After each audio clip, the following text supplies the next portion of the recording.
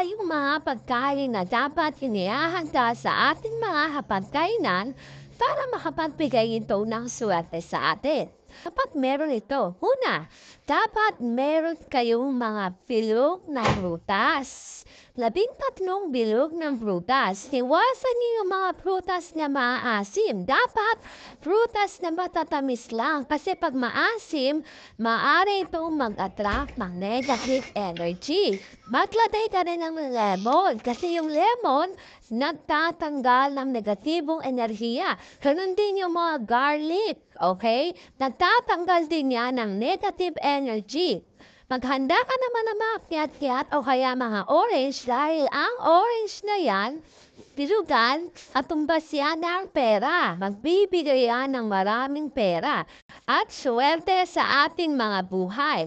Kaya nga pagsalubong pala ng bagong taon, ay hinahadis natin. Hinahadis na yung mga kiyat-kiyat pabasok sa tahanan para ang swerte ay bumuhos sa ating mga bahay. Siyempre, dapat meron din mga noodles. Yung mga mahabang noodles na yan, katulad ng spaghetti, palabok, kahit ano pang mahabang pagkain, nagpapahaba din yan ng buhay. Karing lechon o mga pork. Bakit dapat meron ito? Kasi ito ay nagbibigay ng abundance. Abundance yung binibigay, prosperity, abundance, and success sa loob ng tahanan at sa mga taong nakatira sa bahay na yan. Yan ay nagbibigay ng abundance, success, prosperity para sa isang magandang buhay. Kaya naman dapat kahit lang yung ulo lang ng lechon ay okay na yon. Kahit hindi siyang buo, basta't meron na sa pagsalubong ng bagong taon, yon ay magbibigay ng abundance at success at prosperity sa ating mga buhay. Kaya dapat ay meron nun para sa ganon, isang masaganang 2025.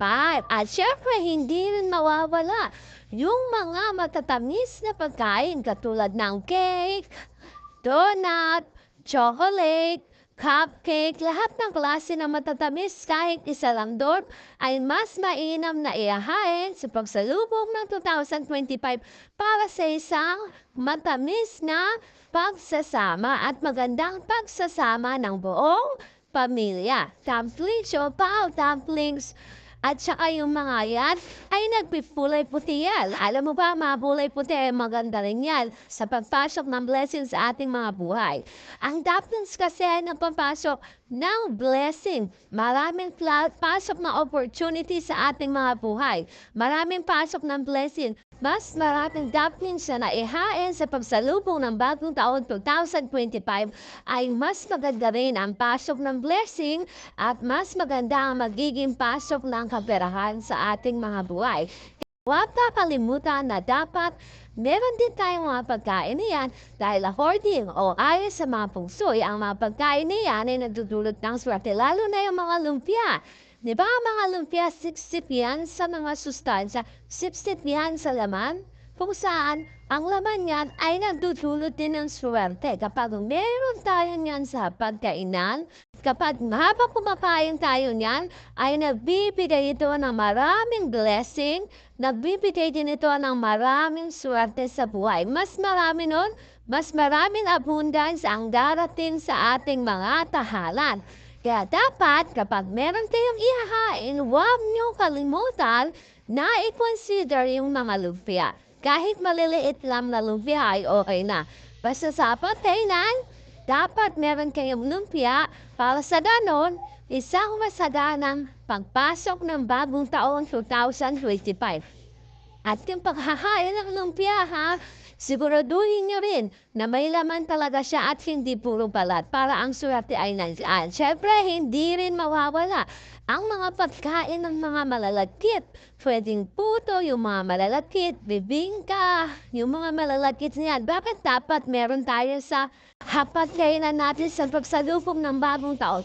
Kasi ang mga malalagkit niyan ay nagbibigay ng sama-sama o dikit-dikit na pagsasama ng pamilya. Ibig sabihin, hindi magwawatak-wata, hindi maghiwalay yung pamilya, buong taong sama-sama, buong taong nagmamahalan, buong taong nagkakaisa. O yung ulo, buo din yung mga buntot. Pwede nga siyang prituhin. Bakit kailangan buo? Para hindi mawawala yung abundance, yung success and prosperity na binibigay nito sa atin. Ito ay nagbibigay ng success sa buhay, magandang buhay, at talagang ang pasok ng blessing ay magsusunod-sunod kapag meron kayong mga pagkain na inihanda sa pagsalubong sa bagong taon na bukod sa kasistansya, bukod sa masarap ay nagpapasok din ng abundance, success, and prosperity para sa buong taong 2025 ay maging masadala.